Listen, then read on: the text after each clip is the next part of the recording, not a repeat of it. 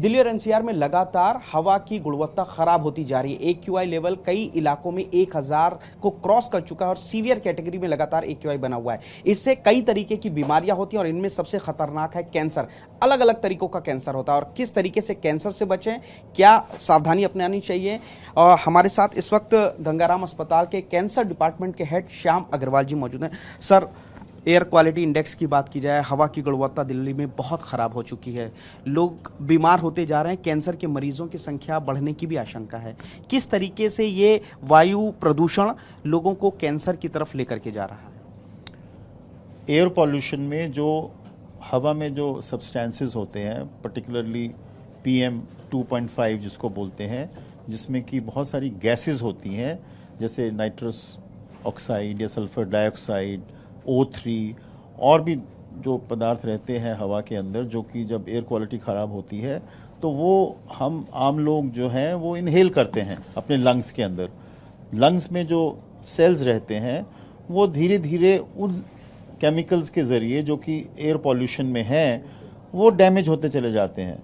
तो ये कहा जाता है कि अगर आपका AQI 500-600 की रेंज में चल रहा है तो आप लगभग प्रतिदिन 15 से 20 सिगरेट इनहेल कर रहे हो बिना सिगरेट को छुए। तो ये एक बहुत बड़ी बात है। अगर ये समस्या 1 महीना 15 दिन या उससे ज़्यादा बनी रहे तो आप ये समझें कि आप 15 से 20 सिगरेट रोज़ इनहेल कर रहे हो, जो कि बहुत हानिकारक हैं। और जहाँ तक कि कैंसर का संबंध है तो लंग कैंसर के मामले बढ़ते हैं, ब्रेस्ट कैंसर के मामले बढ़ते हैं, पैनक्रियाटिक कैंसर के मामले बढ़ते हैं और लिवर कैंसर के मामले बढ़ते हैं। तो एयर पॉल्यूशन को कंट्रोल करना तो बहुत ही ज़्यादा आवश्यक है। और आप देखें कि लंग कैंसर दिल्ली में, अगर सारे इंडिया को लिया जाए तो दिल्ली लंग कैंसर का कैपिटल है। इसी तरह से ब्रेस्ट कैंसर के केसेस जो कि इंडिया में महिलाओं में नंबर 1 है, तो अगर पॉल्यूशन बढ़ती जाएगी तो वो केसेस भी बढ़ते चले जाएंगे। और एक्चुअली आंकड़े यही कह रहे हैं कि सब चीज़ों को मिला के, जिसमें कि एयर पॉल्यूशन भी शामिल है, तो लंग कैंसर, ब्रेस्ट कैंसर और दूसरे कैंसर्स की संख्याएं अगले 10 सालों में 1.5 गुना या 2 गुना हो जाने वाली हैं। तो पॉल्यूशन का जो रोल है वो कम नहीं है, वो बहुत ज़रूरी है इसको कंट्रोल करना, जिससे कि लोगों को lung cancer, breast cancer, pancreatic cancer या लिवर कैंसर पे कंट्रोल पाया जा सके।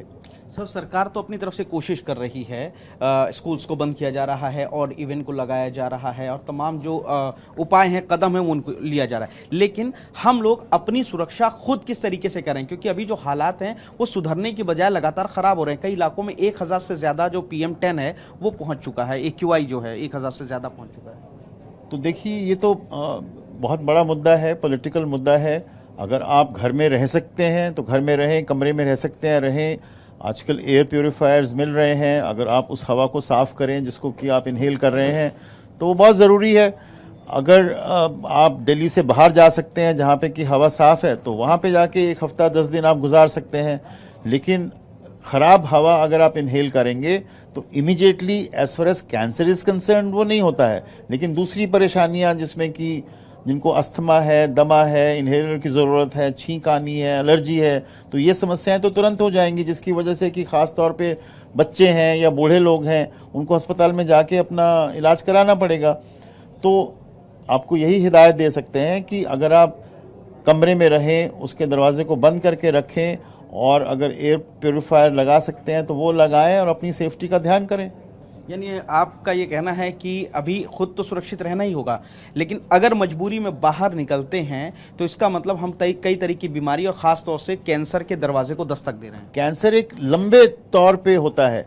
अगर आप समझें कि 20-25 सिगरेट रोज़ पिए अगले 10, 15, 20 साल के लिए तो कैंसर का इंसिडेंस बढ़ता है। लेकिन ये जो समस्या पॉल्यूशन की ये साल दर साल हो रही है, तो हम सब लोग एक्सपोज्ड हैं। और ये भी कहा जाता है कि अगर ये पॉल्यूशन चलती रहे तो आपकी लाइफ में 5 से 10 साल कम हो गए। अगर आपकी नॉर्मल लाइफ थी 70 साल तो आप 60 साल की उम्र के रह गए, क्योंकि पॉल्यूशन से ना केवल कैंसर होते हैं, हार्ट के रोग हैं और दूसरी तरह की बीमारियां जो कि पॉल्यूशन से लगती हैं, वो भी तो आपकी लाइफ को कम कर रही हैं। तो आपको लाइफ को अगर अच्छा बनाना है, क्वालिटी अच्छी रखनी है, तो आपको क्वालिटी ऑफ एयर जो आप ब्रीथ कर रहे हो वो सही होनी चाहिए। सर मेरा एक आखिरी सवाल है इस मामले को लेकर के। कोरोना के बाद लोगों की इम्यूनिटी बहुत ज़्यादा कम हुई, बुजुर्गों की बात की जाए, गर्भवती महिला और बच्चे इसके आसान शिकार हो रहे हैं इस एयर क्वालिटी के गिरने की वजह से। इनको बचाव के लिए क्या करना चाहिए? क्या मास्क जब भी बाहर निकलें या खाने पीने के में क्या ध्यान दें?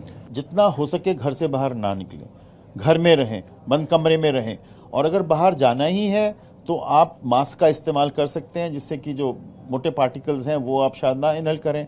आपकी इम्यूनिटी कम हो जाती है तो आप जैसे विटामिन सी है या उस जैसे जुड़े हुए जो पदार्थ हैं जिसमें कि संतरा है या नींबू है, ऐसी चीज़ का सेवन करें, अपने आप को अच्छी हाई प्रोटीन डाइट लें और बचाव करें कि आप वो प्रदूषित हवा को इनहेल ना करें।